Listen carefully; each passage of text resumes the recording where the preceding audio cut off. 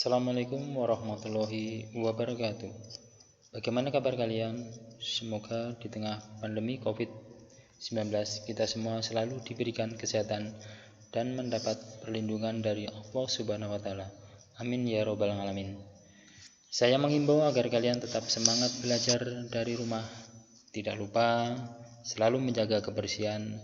Biasakanlah cuci tangan dan pakailah masker jika keluar rumah. Baiklah, kita mulai pelajaran di hari ini.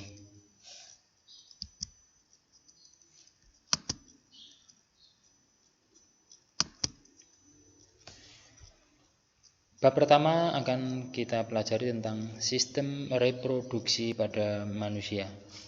Tujuan kalian mempelajari agar dapat: 1. Menyebutkan fase-fase pembelahan mitosis dan meiosis beserta ciri setiap fasenya. 2. Memahami organ-organ penyusun sistem reproduksi pada laki-laki dan perempuan. 3. Memahami proses fertilisasi dan kehamilan. 4. Memahami berbagai macam penyakit pada sistem reproduksi manusia dan upaya pencegahannya.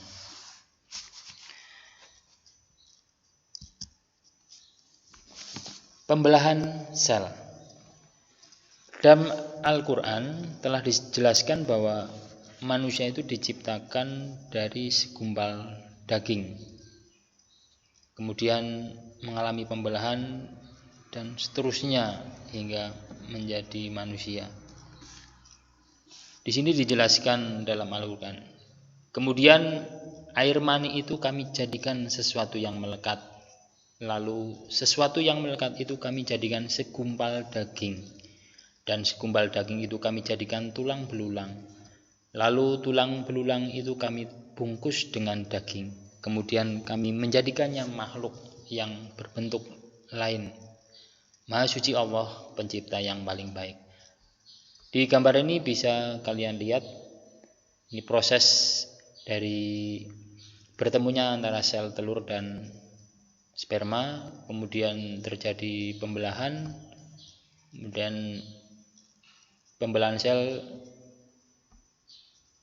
berkembang menjadi daging dan seterusnya hingga terbentuk tulang belulang, organ-organ tubuh sampai menjadi bayi.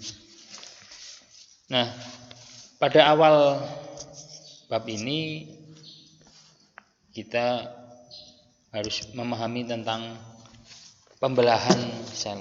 Pembelahan sel ada dua, yaitu mitosis dan meiosis. Fase-fase pembelahan mitosis ini dari profase, metafase, anafase, dan telofase. Pada fase profase itu kromosom mengganda dan memadat. Membran inti mulai rusak menjadi bagian-bagian kecil atau fragmen. Pada tahap metafase, kromosom berjajar pada bidang pembelahan. Sedangkan pada tahapan anafase, kromosom bergerak menuju kutub yang berlawanan. Pada akhir anafase, kedua kutub sel memiliki kromosom yang jumlahnya sama. Tahap telofase ditandai dengan membran inti mulai kembali bergabung. Terbentuk dua sel anakan yang bersifat diploid. Kemudian pembelahan meiosis. Fase-fase pembelahan meiosis ini terjadi dua kali tahapan.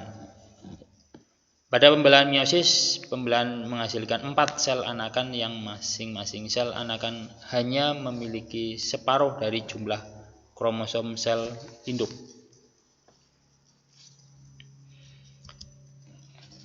Perbedaan antara pembelahan mitosis dan meiosis. Pada mitosis itu terjadi pada waktu pembentukan sel tubuh.